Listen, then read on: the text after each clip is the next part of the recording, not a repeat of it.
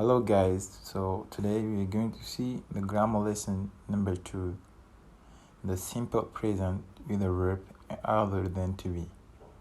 Donc aujourd'hui on va voir la leçon de grammaire qui va être le présent simple avec les verbes différents de to be. Allez, on passe au diapo suivant.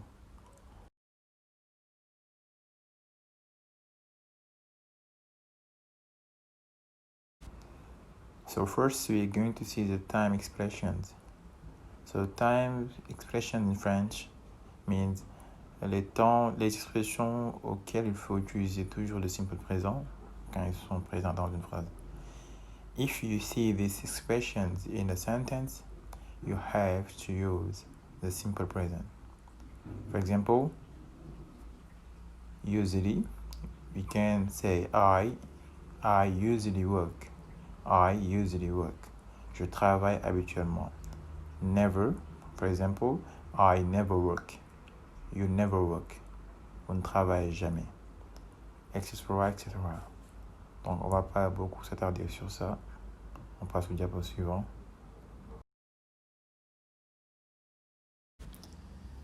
So, the first verb we are going to see is to have. To have is verb, an auxiliary and a verb. Donc, le premier verbe qu'on va voir, c'est le verbe to have. Donc, to have est en même temps un verbe et un auxiliaire aussi. So, let's conjugate it. It's I have, you have, he, she, it has, we have, you have, they have. So it's really simple to conjugate this verb. It's really simple. Donc on va pas beaucoup s'attarder sur ça. On passe au diapo suivant.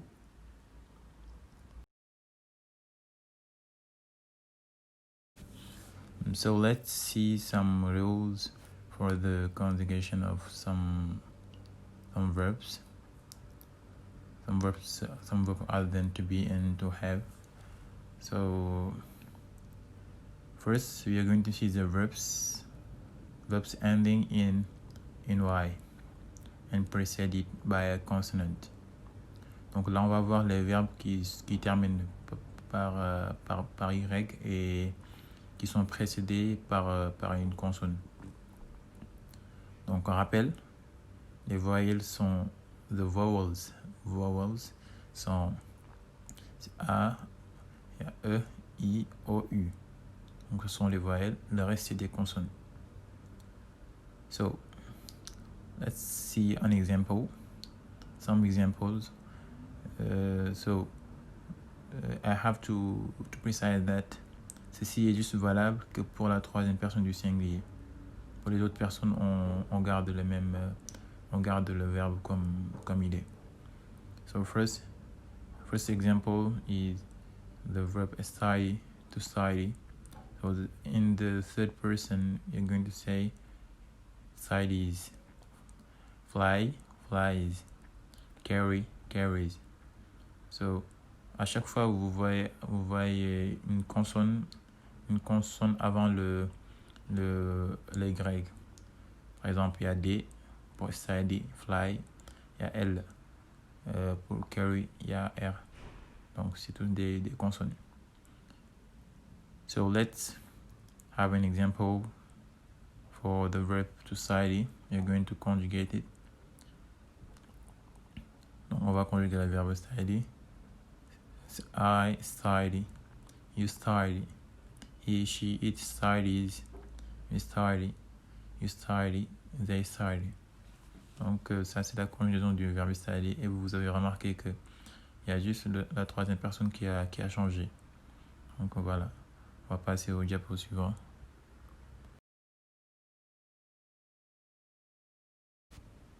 So again, for the verb ending in Y, but preceded by a vowel. Donc toujours on est dans les verbes qui se terminent par Y, mais dans ce cas c'est les verbes qui sont précédés par une voyelle. Donc là pour la conjugaison c'est plus simple. So we have just to add s in the end, at the end plutôt. We have just to add s at the end of the verb. Donc on a juste à ajouter un s à la fin du verbe pour la troisième personne du singulier. So this is some example. For example, the verb to say, troisième personne, it says. The verb enjoy, he enjoys. The buy, he buys, she buys. So let's conjugate the verb to enjoy. So I enjoy, you enjoy, he, she, it enjoys. We add s at the end. We enjoy, you enjoy, they enjoy. So it's really simple. Donc c'est plus facile que l'exemple précédent pour les verbes précédés d'une consonne. Donc on va passer au diapo suivant.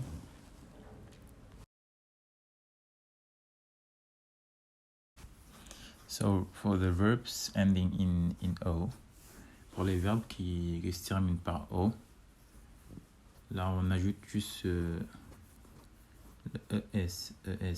We just add ES for the verbs ending in O. An example, the verb do and the verb go.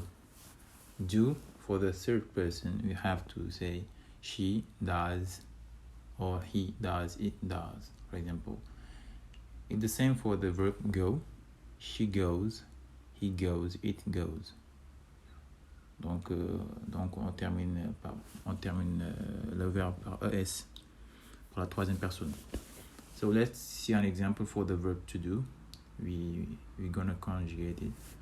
So I do, we have to say I do, you do, he, she, it does, we do, you do, and they do. Donc ça c'est la conjugaison du verbe do. Ce qui change sur le verbe, c'est juste la troisième personne. On ajoute le es. We just add es at the end. At the end of the verb. He, she, it does, for example. Donc voilà, c'est simple. Donc on va passer au diapo suivant.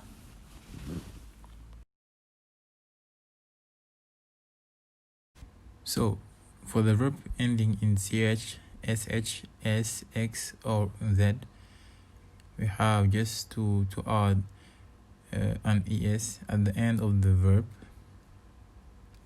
So let's see some example. Pass, passes, push, pushes, watch, watches, fix, fixes, buzz, buzzes. Donc on utilise juste donc le changement que l'on voit, c'est juste à la troisième personne du singulier. Pour les autres pronoms personnels, ça change pas. Donc on garde le verbe comme il est. Let's have also another example. We're gonna conjugate the verb to watch. So it is I watch, you watch, he, she, it watches, you watch, we watch, you watch, they watch. Donc voilà, donc c'est très simple, ces types de verbes. Donc on passe au diapo suivant.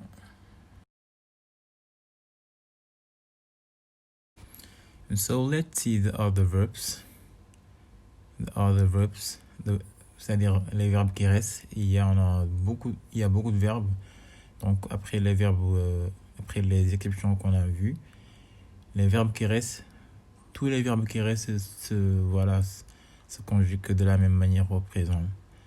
So let's see some examples. So we have just to add an s at the end of the verb for the third person. Yes.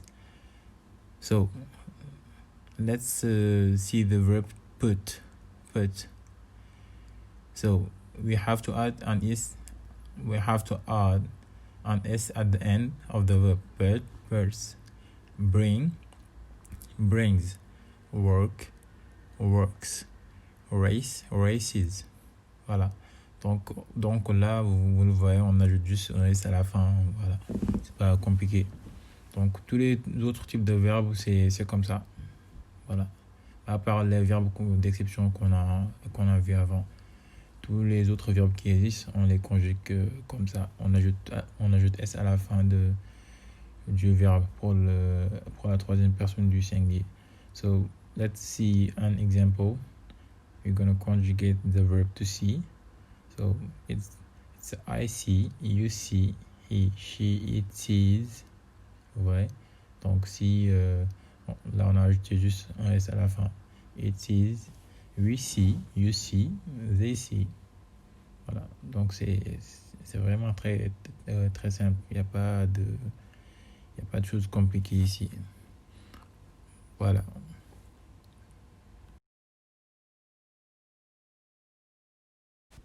So as we have done for the first lesson, so here also we can ask a question.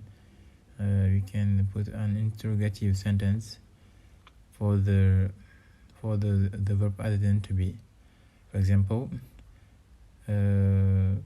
she had a job. Does she have a job? So we have to just add the auxiliary do or does for asking question. So she had a job. The verb is has, the verb to have. So when you ask a question, you put first does. Vous allez mettre does devant. Après vous mettez le sujet qui est she. Et après vous mettez le verbe have sans le to. Voilà. Il y a un autre exemple. We do a good job. Do we do a good job.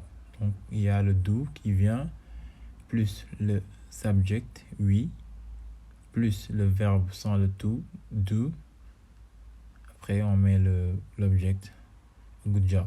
Donc c'est comme ça qu'on pose une question avec les verbes différents de to be. So here is a bonus example. Where do you go? For example, when someone asks you a question, where do you go? You can answer, I go to school. Donc voilà, ici, vous avez vu aussi l'auxiliaire do qui est présent ici. Voilà, donc l'auxiliaire do doit être présent pour toutes les questions qu'on pose avec les verbes différents de to be. Voilà. On passe au diapo suivant, du coup.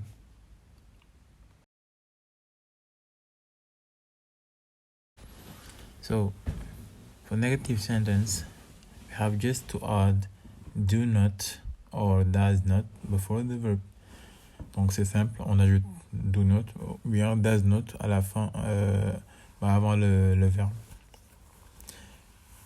So here is some examples. We're gonna just take one example. For example, we do a good job. We do a good job. The negative question is we do not do. We do not do. Donc là, il y a le premier do, après le not, plus le verbe. Le verbe, c'est do. Donc là, on a do deux fois. We do not do good job. Pour la forme contractée, we don't do a good job. We don't do a good job. Donc en général, on utilise les formes contractées et c'est plus simple. Voilà. Donc on passe au diapo suivant.